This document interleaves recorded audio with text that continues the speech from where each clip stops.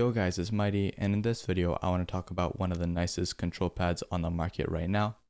This is of course the Padsmith Temple of Dreams V2, and I've been really enjoying this mousepad for the week that I've been putting into this. Just as a quick disclaimer, Padsmith did send this mousepad out to me for review, but all my thoughts and opinions are of course my own. To start off, this is a control pad.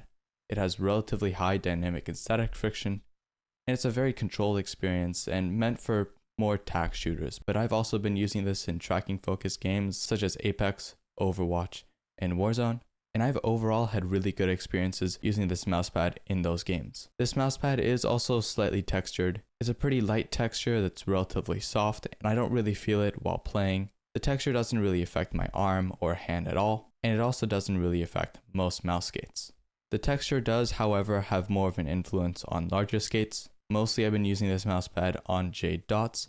The texture has not been noticeable at all in this mousepad. However, on larger skates like the Jade donuts, I did notice the texture a whole lot more, and it was a whole lot more prevalent on the larger mouse skates. If you do plan to use this pad, I would suggest going with Jade dots, since it does have the nicest glide feel. And with larger skates, even when it does come to donuts, I would say just avoid them, and even large full skates, I would completely avoid them altogether. This mousepad is 490 by 420, so it is the typical size. It did come flat packaged, which was really nice. This mousepad is also 4mm thick, and it supports a really good base, and the foam on this pad is pretty firm. I wouldn't say it's as firm as an Artisan Mid, but it's definitely not soft compared to an Artisan Soft, and it does have a decent amount of give when you do try to push into the pad, especially when you put force, and you do find that a little bit more control and a little bit more give when you do put pressure. But if you are just lightly using your mouse over the surface and you're not putting in much force, there isn't much slowdown at all. Now coming over to the stitching on this pad, the stitching is very high quality. The stitching is surface level and I had no problems with the stitching at all, and it's been really nice on my sleeve. When I am testing the stitching for fraying, I don't notice fraying at all, so the stitching is very high quality. Coming over to the base of this pad, this is a PU base. The base is relatively sticky. I don't feel it moving around in game at all. And when you try to move it with your hand in the center of the pad, it doesn't move at all. However, when you do push pressure on the edge of the pad, it is pretty easy to move it around. And if you do want to get it in a certain place, while it is on your desk, it is pretty easy to move around. But again, it does not move around in game at all, so I have no issues with this pad moving around on me. When it comes to the sleeve performance on this pad, I would say this pad isn't exactly sleeve friendly, since the texture does catch on the sleeve quite a bit. But it isn't impossible to use a sleeve on this pad like it is on an Aqua Control Plus or a Heian, where it does just grip really hard. If you do want to use a sleeve, you could, but overall, where my arm makes contact with this pad, it just sticks a whole lot and there is just a lot of friction and very little glide when it does come down to using a sleeve on this mousepad. The first pad I'll be comparing the TOD to is the SY001 from Wallhack.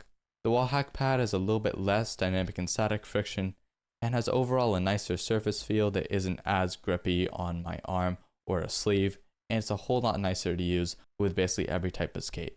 If you are interested in a less control experience but still want that control glide, but if you are interested in just the slowest glide and just a whole lot of friction, I would still recommend the TOD. The next pad I'll be comparing the TOD to is the GameSense Radar 3mm. Both of these pads have very similar surface feel. Both of these are very softly and lightly textured, but there still is a good amount of texture. You can definitely feel it on both of these pads. Both of these pads also have very similar dynamic and static properties. However, I do feel like the static friction on the Radar is a little bit less than the static friction on the TOD. But the TOD has a little bit less dynamic friction, and I do find that the TOD is a little bit more nicer for tracking games, since I do like that little bit less dynamic friction. Both of these pads are very similar in game, and I don't notice too much of a difference on either of them. However, I do like the TOD a little bit more than the Radar. That's all for my thoughts and opinions on this mousepad. I did enjoy this mousepad out a lot, even though typically I'm not too fond of control pads, but I did enjoy my time playing on this mousepad and aiming in general. If you guys do want to check out this mousepad, I will have a link down in the description below, so feel free to check it out.